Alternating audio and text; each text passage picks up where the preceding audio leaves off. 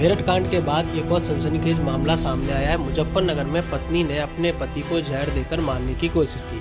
आखिर इस रिश्ते में ऐसा क्या हुआ जिसने प्यार को नफरत में बदल दिया? मेरठ कांड के बाद मुजफ्फरनगर में पति पत्नी के रिश्तों को शर्मसार कर देने वाला एक और चौंकाने वाला मामला सामने आया है। 2 साल पहले शादी के बंधन में बंधे इस दंपति के बीच अविश्वास और शक बढ़ता गया। देखते ही देखते यह रिश्ता कड़वाहट से भर गया। आरोपी है कि भेद खुल जाने के बाद पत्नी ने ही अपने पति को कॉफी में जहर देकर उसकी जान लेने की कोशिश की। आखिर वह ऐसा करना क्यों चाहती थी? शादी के बाद से ही पिंकी और अनुज के रिश्तों में तनाव बढ़ने लगा। पिंकी ने पहले गाजियाबाद में अपने पति के खिलाफ मारपीट का मुकदमा दर्ज कराया था, जिसके बाद पुलिस ने दोनों की काउंसलिंग कराई थी।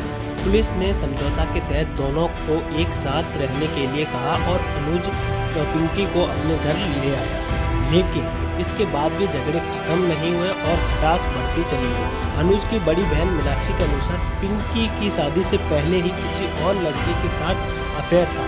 शादी के बाद वह मोबाइल पर किसी लड़के से मैसेज और वीडियो कॉल पर घंटों बातें करती थी। अनुज ने कई बार उसे समझाने की कोशिश की, लेकिन पिंकी का बर्ताव नहीं बदला। एक दिन जब अनुज ने पिंकी का मोबाइल छीन लिया तो वह चौंक गया। उसे सिर्फ ना उस लड़के की चैट मिली, बल्कि उसके साथ तस्वीरें भी देखी। यह देख अनुज को गहरा झटका लगा और पति पत्नी के बीच झगड़ा और बढ़ गया।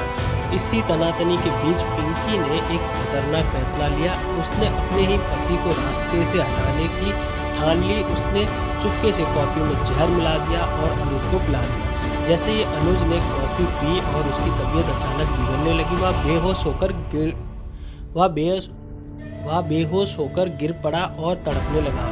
परिवार ने तुरंत उसे अस्पताल पहुंचाया, जहां डॉक्टर ने पुष्टि की उसे जहर दिया गया था। जैसे ही यह मामला सामने आया, पुलिस ने तुरंत जांच शुरू कर दी और पिंकी को हिरासत में ले लिया और पूछताछ के दौरान उसने कई चौंकाने वाले खुलासे किए।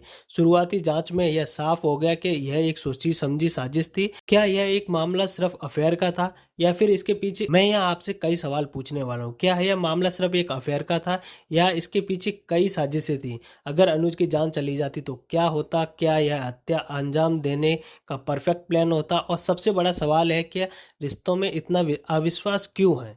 तो आप कमेंट में जरूर बताइएगा।